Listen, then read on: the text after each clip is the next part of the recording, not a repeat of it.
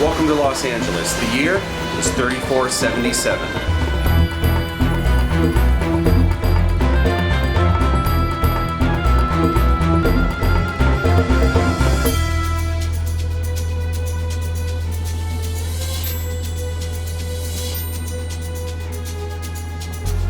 Alright, you're watching the very first Aladdin 3477 production diary, and I'm Matt Busch. I am the writer and director. And I'm Lindsay. I'm the producer and the visual. I'm Matt Busch, and that's a really loud car. This week we're in Los Angeles, and we have a bunch of really cool meetings. Unfortunately, can't really talk about any of them yet. So what I wanted to do is have kind of a flashback episode where we go back 20 years to where this whole idea started, leading all the way through where we are today and where things are going from here. A lot of my ideas start right here at the kitchen table. And here in Macomb Township, it's nearing the end of Movember, so of course I'm helping to raise awareness for prostate and testicular cancer. And you know, what a better way to start channeling my inner director's beard. Of course, they say when you want to be good at something, you need to model habits after people that you find to be successful. George Lucas, Steven Spielberg, James Cameron, Peter Jackson, Guillermo del Toro, Francis Ford Coppola, Stanley Kubrick, Ron Howard, Kevin Smith. Hey, one can dream, right? Anyway, this is our home in Macomb Township, Michigan. And my wife Lindsay and I call this the Dream Factory because in addition to living here, it's a multifaceted studio. Illustration and design by day, but of course always expanding into larger forms of entertainment. So a lot of my ideas begin right here, including the decision to write and direct Aladdin 3477. So at the moment, as you can see, I'm doing a lot of research, looking at a lot of cool books and artwork, and in particular, I'm really enjoying the works of Sanjay Patel. He's an artist and animator at Pixar, but he also illustrates incredible books on Hindu legends and deities. Even though Aladdin 3477 will be live action, I'm still looking at artists like Sanjay for inspiration. I love the way he conveys Hindu mythology with a modern look. So what does my concept art for Aladdin 3477 look like? Bam! I've got lots of ideas to share, but hold on a second, we need to back up. This room is what we call warehouse number 2. In addition to carrying all the stock of t-shirt designs Lindsay and I have done for various rock bands and properties, there's a mini museum of a lot of the books, magazines, and comics that I've worked on. It all started with this self-published comic book that I would write and illustrate called Zark. And I would draw Zark on a monthly basis. I would actually draw Zark on typing paper, of all things, because I didn't know any better. And I would make Xerox copies. I would actually hand staple every issue, and I would drive the issues to about a dozen of the local comic book stores to see if they would sell Zark for me. And most of them did. Zark was basically my Star Wars. I made nearly a dozen of these when I was in college. There was even a handbook of all the characters, planets, vehicles, weapons.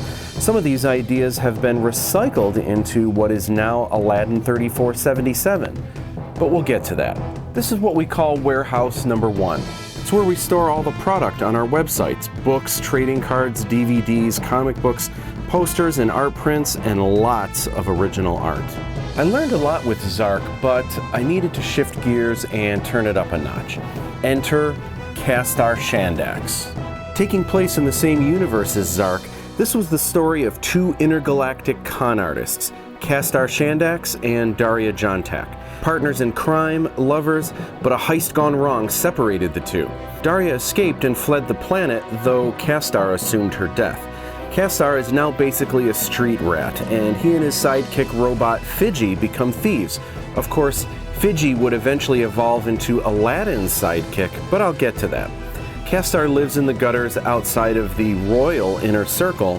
One day, Castar breaks in, meets the queen, and you can see where this is going. Then one fateful day in 1995, I was doing an illustration of Disney's Aladdin for Fan Magazine. It suddenly occurred to me that the Castar Shandax story seemed a lot like Aladdin. That took the wind out of my sails, so I abandoned Castar and I decided to focus on Daria's side of the story.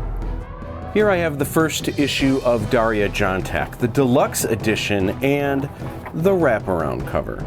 Daria's tale begins when she is separated with Castar. She escapes, is stranded in space, crashes on a remote planet, and has adventures of her own. Eventually, she returns to find that Castar and the Queen have fallen in love. Intergalactic love triangle. So after working on this project as magazine serials and comic books collected into a graphic novel, I wanted to turn this story into a movie called Kleptomode. I started writing a script and I started developing action sequences, and I illustrated a plethora of storyboards, all kinds of concept art, creatures and aliens, otherworldly cities and environments, but the focus kept steering towards Daria, even though it was Castar's story that I really wanted to tell. The character dynamics reminded me of Aladdin, and I couldn't shake that. Finally, it dawned on me right here at the kitchen table, why don't I just make Aladdin? Set in the future and combining exotic Asian landscapes, I had just nailed my dream project. So what am I doing with Aladdin 3477 right now? The art studio is slowly shifting out of Star Wars and getting immersed into the pre-production phase. For research and reference, I'm collecting exotic oil lamps from all around the world. In addition to working on the script, I'm simultaneously churning out tons of concept art. Sometimes it's a scribble on a scrap of paper, other times I'm looking for a more product design feel with markers. I'm also using an app I co-developed for the iPad called Interactive Sketchbook. It's a great tool for fleshing out visual ideas. And of course, lots of full-blown acrylic paintings. I don't want to give away too much too soon, I just wanted to show that every project begins with an idea, and every journey begins with 1 foot forward. We should probably head in for our meeting now, but next episode, Lindsay and I are going to the other side of the world. We're going to India and China and the Kingdom of Cambodia and Thailand, and we're taking you guys with us. In the meantime, I did want to answer at least one question. So Rick writes in from Atlanta, Georgia, and he says, Matt, are you going to be doing a Kickstarter program for Aladdin 3477? Rick, at the moment, there is no plan to do a Kickstarter program. I think Kickstarter is very cool, and for some people it works great. However, there is a way that you can contribute. You can go to any one of the following websites that you see here: mattbuschstore.com, poweroftheforcegirls.com, hollywood-is-dead.com. If you purchase any of the products on these websites, I can tell you that 100% of the proceeds is going to fund Aladdin 3477. As well, if you guys order any products from any of those sites while supplies last,